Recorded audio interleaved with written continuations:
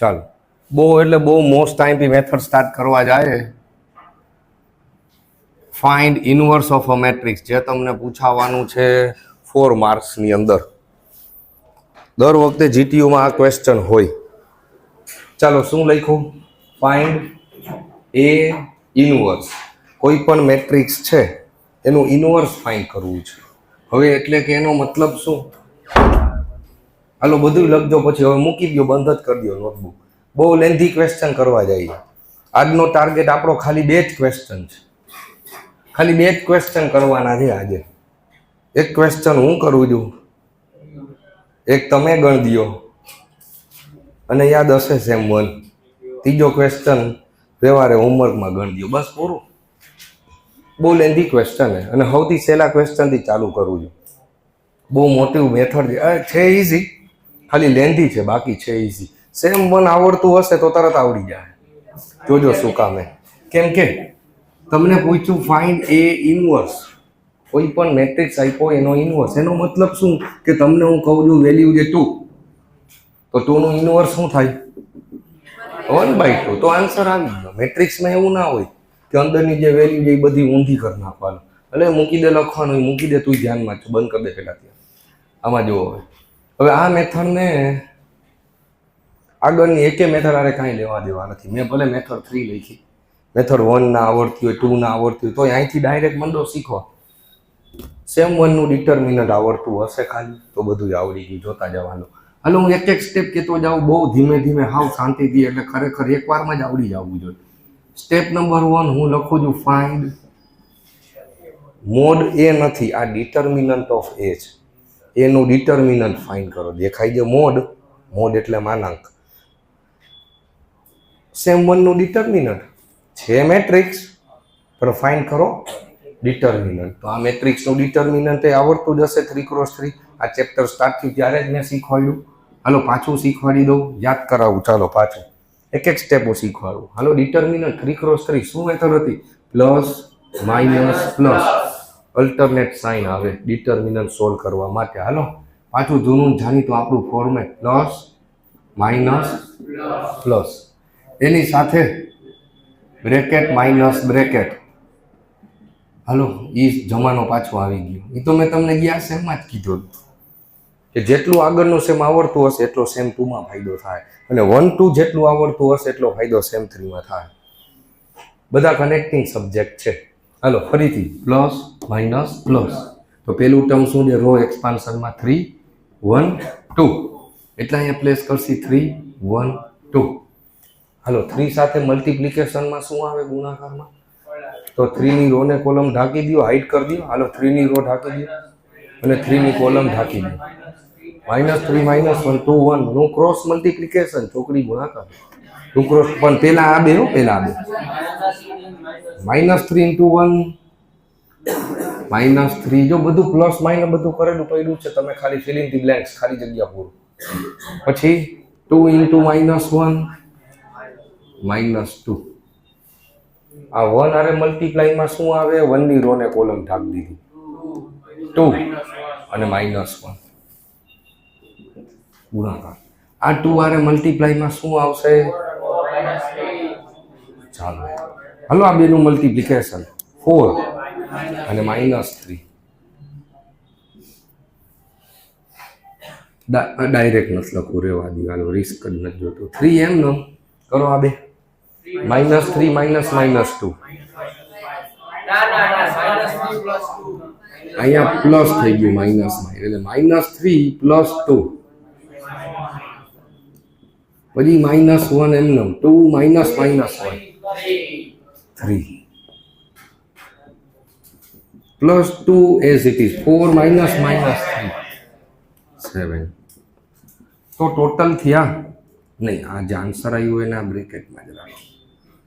3 × -1 1 × 3, આગળનું માઇનસ હતું. 2 × 4 2 × 7 14. Total answer કેટલી વાર લાગે યાર આવા ત્રણમાં? એમાંય કેલ્સી જોઈ 8. ચાલો તો તમે જોઈ લો, જો તમારે એટલો આન્સર આ ત્રણનું આપતા કેટલી વાર લાગી ગઈ, મગજ એમ થઈ જાય. ત્રણ આંકડામાં તો આવું હાલે યાર. હાલો વાંધો ને કેલ્સી કાઢ લેજો ને, હાલશે હાલશે. હાલો તો ડિટર્મિનન્ટનો આન્સર 8. સ્ટેપ 1 પૂરું થાય છે. સ્ટેપ 1 પૂરું થયું હજી. ચાલો હવે હું સ્ટાર્ટ કરું છું સ્ટેપ નંબર 2. હલો હું જે સ્ટેપ નંબર 2 કહેતા જાય પહેલાં સ્ટેપ 1 ખબર પડી ગઈ ને બધાને કે ડિટર્મિનન્ટ સોલ્વ કરો. હાલો ડિટર્મિનન્ટ સોલ્વ કરી દીધો આપણે. ચાલો સ્ટેપ 2માં આવીએ. સ્ટેપ 2માં હું લખું છું, પહેલી વાર છે ને એટલે હાવ ધીમે ધીમે જાય, ભલે વાર લાગે. 20 મિનિટ એક ક્વેશ્ચન સોલ્વ થશે. એ હું શીખવાડું એટલે પણ તમે 10 મિનિટમાં ગણ લેશો. પછી 2 દી પ્રેક્ટિસ કરશે એટલે 5 મિનિટમાં ગણ લેશો. ત્રીજે દિવસે હું શોર્ટકટ શીખવાડીશ એટલે 1 મિનિટમાં આન્સર. પછી ત્રીજે દિવસે જ શીખવાડી, પહેલાં નહીં. હાલો એટલે સ્ટેપ નંબર 2 આવ્યું કોફેક્ટર મેટ્રિક્સ. CF એટલે કોફેક્ટર મેટ્રિક્સ બનાવો. હવે કોફેક્ટર કેમ ગોતવો તો સેમ 1 આવડવું જોઈએ. કોફેક્ટર ઓફ A11 યાદ છે ને, પેલી એન્ટ્રીનું નામ શું? A11. કેમ A11? ફર્સ્ટ રો ફર્સ્ટ કોલમની એન્ટ્રી. તો આનું નામ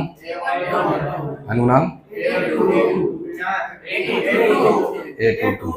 આનું નામ A23. ઓકે ચાઇના ડાઉટ આપી છે. Cofactor of A11. A11 એટલે પેલી એન્ટ્રીનો કોફેક્ટર. ખાલી લખ્યું કોફેક્ટર. કોફેક્ટર એટલે શું ખબર હે? એની રો ને કોલમ ઢાંકી દો તો જે વધ્યું એ કોફેક્ટર કહેવાય. તો આનો કોફેક્ટર જોઈ છે ને 3 નો, એની રો ને કોલમ ઢાંકી દો, શું દેખાડો? -3 -1 2 1. પણ પહેલી વાર છે એટલે હું તો આને લખી શકતો, પણ નિરાતે ટાઈમ લે તો જ આવડશે. હલો આને સોલ્વ કરતા આવડે છે. Determinant bracket sorry bracket minus bracket. Hello 2 × 2 determinant આવી ગયું.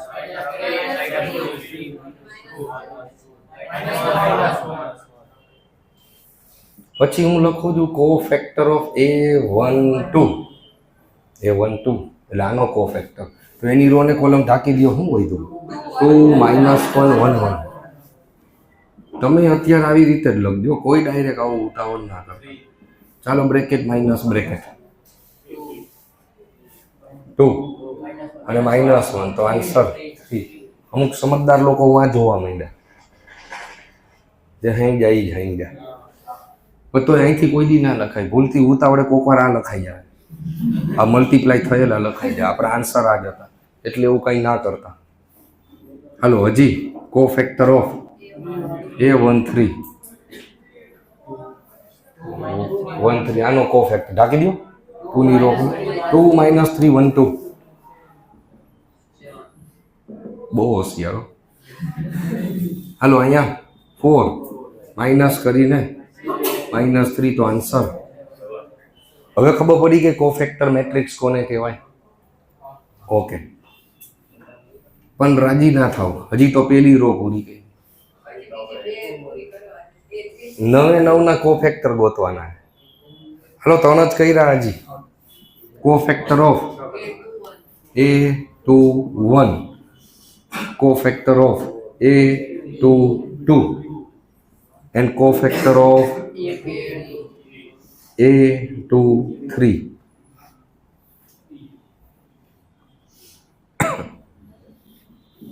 ચાલો ફોર્મેટ જ પહેલા બનાવી લઈએ. હાલો સમજ પડે ને? હાલો ભાઈ આનો કોફેક્ટર, આ 2 નો કોફેક્ટર ઢાંકી દો, રો ને કોલમ ઢાંકી દો. 1 2 2 1 1 2 2 1 1 4 -3. સમજી જતા હશો. હવે થોડીક સ્પીડ વધારીએ. હાલો કોફેક્ટર ઓફ A22. આનો કોફેક્ટર તો એની રો ને કોલમ ઢાંકી દો. 3 2 1 1 3 2 1 1 3 2 1. ભાગો આ ભાગો. A23. આની રો ને કોલમ ઢાંકી દો. 3 1 1 2 3 1 1 2 6 1 5. હલો ભાઈ હજી તો બીજી રો પૂરી થઈ. હવે આપણે કરશી કોફેક્ટર ઓફ A31.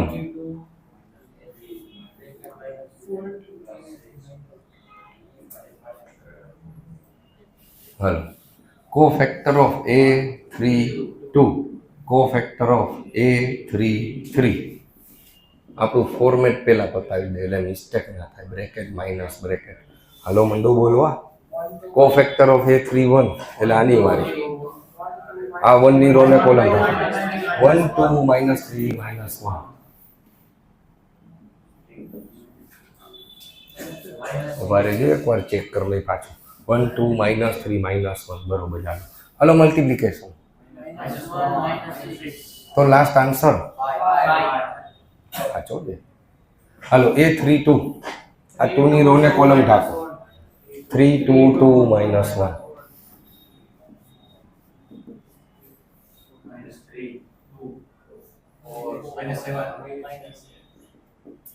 ચાલો લાસ્ટ ફાઇનલ હાલો ભાઈ 1 3 1 2 -3.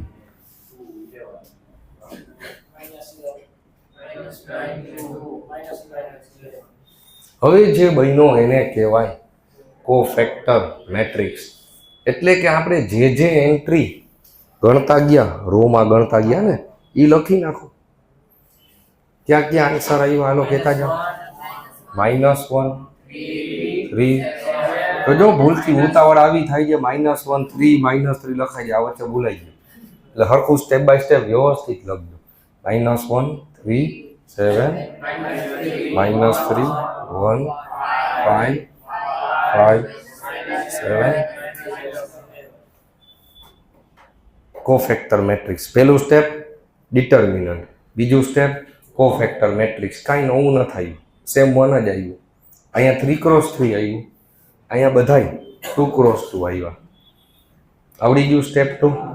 સ્ટેપ 2 બહુ મોટું હતું, બાકી સ્ટેપ 3 4 5 6 7 8 9 બહુ નાના છે.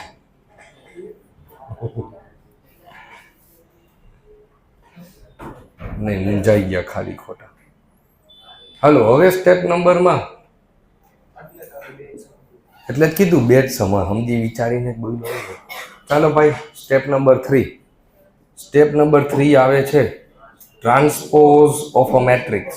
નહીં ટ્રાન્સપોઝ ઓફ અ મેટ્રિક્સ નહીં, ટ્રાન્સપોઝ ઓફ કોફેક્ટર મેટ્રિક્સ.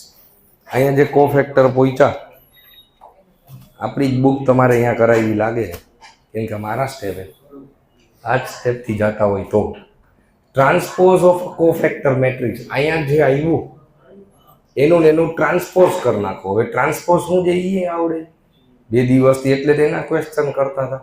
એવું તમે સ્ટેપ બાય સ્ટેપ મેટ્રિક્સ કેમ કર્યું. પહેલાં આપણે મેટ્રિક્સ શું છે એ સમજ્યા, ઓર્ડર શીખા, ટાઈપ્સ ઓફ મેટ્રિક્સ શીખા, એમાં ટ્રાન્સપોઝ કોને કહેવાય, આઈડેન્ટિટી કોને કહેવાય, પછી પ્લસ માઇનસ શીખવાડ્યું, પછી મલ્ટિપ્લિકેશન શીખવાડ્યું, પછી સ્ક્વેર ક્યુબ કેમ થાય એ શીખા. હવે એ ઇન્વર્સમાં આવ્યા તો એના બધા સ્ટેપ આપણને આવડે. હવે કીધું ટ્રાન્સપોઝ, તો ટ્રાન્સપોઝ બધાને ખબર છે ને, રો હશે એ કોલમમાં લખી નાખો. ચાલો તો ટ્રાન્સપોઝ મેટ્રિક્સ બની ગયો કહેવાય. આનું હો ઓલા મેઇન ક્વેશ્ચન નહીં, જે એન્ટ્રી લખી રોમાં એ લખો કોલમમાં. રોમાં એન્ટ્રી શું છે -1 3 7 -1 3 7 3 1 5. સ્ટેપ 3 પૂરું થાય છે. જગ્યા છે તો વાપરી જ લઈએ. સ્ટેપ 4 ચાલુ થાય છે, જેને કહીએ છીએ સાઇન ચેન્જ. સાઇન ચેન્જ મેં તમને પહેલા દિવસે કરાવી દીધી. પહેલા જ દિવસે મેટ્રિક્સમાં શીખવાડ્યું હતું. યાદ આવે તો કે આ મેટ્રિક્સની સાઇન શું હોય. અલ્ટરનેટ સાઇન હોય વારા ફરતી. એટલે કે plus minus plus minus plus minus plus minus plus. એટલે કાં ભાઈ 2 વાર માઇનસ. હવે એમ ના કહેતા થી માઇનસ માઇનસ પ્લસ. તો એનો મતલબ એમ છે અહીંયા જે સાઇન લખી એ સાઇનથી આ બધાને મલ્ટીપ્લાય કરવાના. એટલે કે અહીંયા એન્ટ્રી શું છે, એને પ્લસથી મલ્ટીપ્લાય કરવું તો -1 જ રહીએ. એ કે +1 થઈ જાય. ના થાય. અહીંયા માઇનસ છે તો આને માઇનસથી મલ્ટીપ્લાય કરો તો પ્લસ થઈ જાય. ટૂંકમાં આમાં જુઓ જેટલી પ્લસ એન્ટ્રી છે એનાથી મલ્ટીપ્લાય કરશું તો કાંઈ થવાનું જ નથી. માઇનસ થી મલ્ટીપ્લાય કરશી. આ તો કોપી પેસ્ટ મારું કરે છે. હા કોપી મારું ગયા વર્ષની બુક ઉપર લીધી ભાઈ અહીંથી આપણા છોકરાઓની. આ 4 અહીંની પડી છે ટ્યુશનની નોટબુક. સમજાઈ ગયું સમજાઈ ગયું.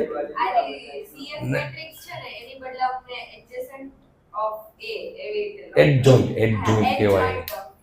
હા કોપી મારી લીધી આપણી બુકમાંથી. હાલો કાંઈ વાંધો નહીં, હાલે હાલે નહીં. હા તમે કેમ મસ્ત મજાની નોટબુક બનાવી તો કોલેજ વાળાને એમ થાય લાવ હારી બનાવી એટલે લઈ દે. આવતા વર્ષે એમાંથી ટપકાઈ નાખે.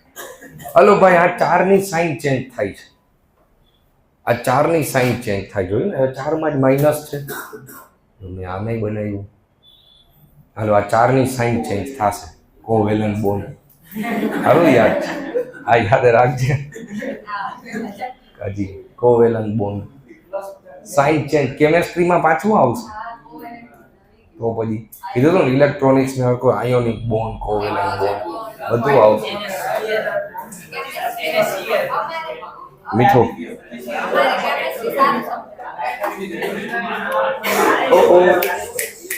પાછા ટ્રેક ઉપર. હલો ભાઈ સાઈન ચેન્જ કરીએ. અવાજ ના કર. સાઈન ચેન્જ કરીએ તો હવે જે બને એને કહેવાય એડજોઇન્ટ ઓફ એ. હવે એડજોઇન્ટ બન્યો કહેવાય. તો અહીંયા જરીક કંઈક મિસ્ટેક થઈ ગઈ એના. આ બધા સ્ટેપ કરો ને પછી જે મેટ્રિક્સ બને એ કહેવાય એડજોઇન્ટ. તો 4ની સાઈન ચેન્જ થાય છે. અહીંયા છે યારો ચેન્જ કરી દો. જો આ 4ની એન્ટ્રી ચેન્જ થઈ જશે સાઈન. ટૂંકમાં પ્લસ છે તો માઇનસ થઈ જાય, માઇનસ છે તો પ્લસ થઈ જાય. તો અહીંયા જે -3 એ થઈ જશે +3. અહીંયા જે +3, અહીંયા જે -7 +5 છે તો બાકી બધા એમનેમ. એટલે કે -1 5 1 7. તો જો ભાઈ બહુ મોટા સ્ટેપ મારે એકમાં જ પૂરું કરવું છે. થોડુંક નાનું લખવું પડ્યું, થોડુંક ભેગું કરવું પડ્યું. હાલો 4 સ્ટેપ પૂરા થયા. આને કહેવાય એડજોઇન્ટ ઓફ એ. 4 સ્ટેપ યાદ રહી ગયા. પેલું સ્ટેપ ડિટર્મિનન્ટ, આખું 3x3 determinant. Step 2 cofactor matrix. 9 cofactor row column hide કરી એનાથી બનાવ્યો કોફેક્ટર મેટ્રિક્સ. ત્રીજું step transpose of a matrix, transpose કરી દીધો. ચોથું સ્ટેપ સાઇન ચેન્જ કરી દીધી. તો જે બન્યું એને કહેવાય એડજોઇન્ટ ઓફ એ. એડજોઇન્ટ. તો આ સ્ટેપ 2 3 4 કર્યા એ એડજોઇન્ટ ના હતા. ખાલી 2 થી ચાલુ કર્યું, 3 કર્યું, 4 તો એડજોઇન્ટ આવ્યા. ચાલો સ્ટેપ નંબર 5. હવે અહીંયા જગ્યા મળી તો અહીંયા આઈલા આવ્યા. ઓહો કરવા મીઠા. મેં ના કીધું બસ આપણે આટલું જ શીખવાનું. આજનો ટાર્ગેટ આપણો ફિક્સ જ છે. હલો આવીએ સ્ટેપ નંબર 5 માં. સ્ટેપ નંબર 5 અરે લાસ્ટ સ્ટેપ છે. મુંજામાં તો ખાલી બીવડાવતો હતો. કેવો આઈસ્કારો થઈ ગયો. હાલો એ ઇન્વર્સ નું ફોર્મ્યુલા 1/n. હા determinant of A into adjoint of A. Finally તમારા છબછબિયા કામ લાગ્યા. હાલો એ ઇન્વર્સ ઇક્વલ્સ ટુ. તોય સારું કહેવાય એટલી ખબર તો પડે એમ. Determinant of A into adjoint of A. અહીંયાથી તમે એક જ ચેપ્ટર શીખી શકશો. પછીના 4માં પૂરું થઈ ગયું. કેમ કે આખા મેથ્સનું સૌથી સહેલું ચેપ્ટર આ એક જ છે જે આખા ગામને આવડતું હોય. આ સૌથી સહેલું નથી. આ ચેપ્ટર સૌથી સહેલું. તો હવે વિચાર કરી લેજે આવનારા ચેપ્ટર કેવા. Differentiation, integration. ઓકે તો મારો એ જ ટાર્ગેટ છે કે અમુક લોકો જે થોડાક નબળા હોય તો હોય, કાંઈ વાંધો નહીં, બધા હરખા ના હોય તો એ આ ચેપ્ટર બહુ પરફેક્ટ રાખે. આ ચેપ્ટરમાંથી એકે માર જાવો ના જોઈએ એવું રાખે. આપણે અહીંયા થઈ ગયું ને. હા એવું જરૂરી નથી કાંઈ તમને કરાવે એટલું. એ બધાનું કોમન પેપર જ હોય. એન્જિનિયરિંગમાં એવું ના હોય કે ભણાવે એટલું જ પૂછવું. એ બધું સેલ્ફ સ્ટડીમાં વધ્યું. હા તો એમાં એવું જોઈએ. જીટીયુ વાળા ક્યાં પૂછવા આવ્યા હતા કે તમારી કોલેજમાં કેટલું ભણાવે. હવે determinant of A into adjoint of A. તો 1/ડિટર્મિનન્ટ ઓફ એ. ડિટર્મિનન્ટ નો આન્સર આવ્યો 8. અહીંયા લખીએ એટ જોઈન્ટ ઓફ એ, જે છેલ્લો આન્સર આવ્યો હોય તો ફાઇનલી એ ઇનવર્સનો આન્સર કહેવાય. પણ હવે જગ્યા વધી નહીં, આટલું લખી લ્યો. ચાલો એટ જોઈન્ટ કહેતા જાઓ ઝડપથી.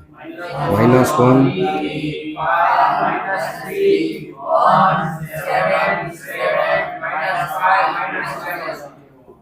સાચું લખ્યું હોય ને, મને અહીંથી દેખાતું નહોતું. ડન. હાલો લો, અહીંયા સુધી 5 સ્ટેપ લખી શકો છો. ચાલો 5 સ્ટેપ ફરીથી. પહેલું સ્ટેપ 3x3 ડિટર્મિનન્ટ, બીજું સ્ટેપ કોફેક્ટર મેટ્રિક્સ બનાવ્યું, ત્રીજું step transpose of a matrix, fourth step sign change. તો કહ્યું તો બન્યું એટ જોઈન્ટ. અને હવે પાંચમું છેલ્લું સ્ટેપ એ ઇનવર્સનો answer 1 determinant of A into adjoint of A. આટલું કરવાનું રહેશે. લ્યો લખી લ્યો. Very good. એક્ઝેક્ટ 20 મિનિટ થઈ. ચાલો ભાઈ, અહીંયા સુધી લખાઈ ગયું. બસ એક ક્વેશ્ચન પૂરો. મેં કીધું તો એક ક્વેશ્ચન હવે તમારો વારો. બસ આ ક્વેશ્ચનનો આન્સર આવી જાય એટલે આપણો આજનો ટાસ્ક પૂરો. એક્ઝેક્ટલી સેમ ક્વેશ્ચન એના જેવો જ એમ. હોમવર્કમાં નહીં, પહેલાં હોમવર્ક નહીં, ક્લાસ વર્કમાં. યસ, CW ક્લાસ વર્ક તમારા માટે, બધા માટે. જો એક જ વારમાં કેટલા આન્સર આવે. હવે ભૂલ પડવાના ચાન્સ વધી ગયા, કેમ કે કેલ્ક્યુલેશન બહુ વધી ગયું. ઇઝી છે પણ લેન્ધી જ. અડધા તો અહીંયા ડિટર્મિનન્ટમાં જ ભૂઈ જાય. ડિટર્મિનન્ટ જ ખોટું પડે 3x3. ચાલો આટલો તમારો ક્વેશ્ચન છે. 3 - 1 2 4 1 - 1 5 0 1 ફાઇન્ડ એ ઇનવર્સ. ચાલો આ આખું એક સ્ટેપ બાય સ્ટેપ વ્યવસ્થિત લખીને આવી રીતે જ લખજો. કોઈ હજી ડાયરેક્ટ ના લખતા. પછી ડાયરેક્ટ લખશી થોડી પ્રેક્ટિસ પછી. ચાલો આનો આન્સર તમે મને આપો ને તમે લખીને મોકલો. બે ઓનલાઈન ઓફલાઈન વાળા. ના, એક સ્ટેપ કરવાનું. ઉભા રહી, અહીંયા જગ્યા નથી એટલે મેં સ્ટેપ કર્યું નહીં. ઉભા રહ્યો, હજી એક સ્ટેપ કરાવી જ દઉં. વેઇટ. અહીંયા સુધી આમ રાખીને મૂકી દેશો તો કોઈ કાંઈ માર્ક કાપી ના શકે. મૂંઝાવમાં કાંઈ માર્ક ના કપાય. અહીંયા છે એ જ આન્સર છે. કેમ કે આમાંથી એક ક્યાંય ડિવાઈડ નથી થતો. જો ડિવાઈડ થતો હોય તો કરવું જોઈએ. તો પણ તો આપણે તો આવડે છે સ્ટેપ, તો એક સ્ટેપ કરવામાં આપણું કાંઈ જાતું નથી. સાંભળો, આ 1/8 છે ને, અહીંયા જગ્યા નહોતું એટલે મેં કાંઈ લખાયું નહીં. હજી એક સ્ટેપ એના ક્વેશ્ચનમાં બધા કરી દે. જે આન્સર આવ્યો એના બધામાં ડિવાઇડેડ બાય 8 લખી દેવું. આપણું એકેય માર્ક કટ થવું જ ના જોઈએ છે. અને હજી જો અહીંયા 4 ને 8 હોત તો 2 થી કેન્સલ થાય. જેટલા ઉડતા હોય એટલા ઉડાડવાના. એ લાસ્ટ એ ઇનવર્સ કહેવાય. એક સ્ટેપ આપણને લખી દેવાનો.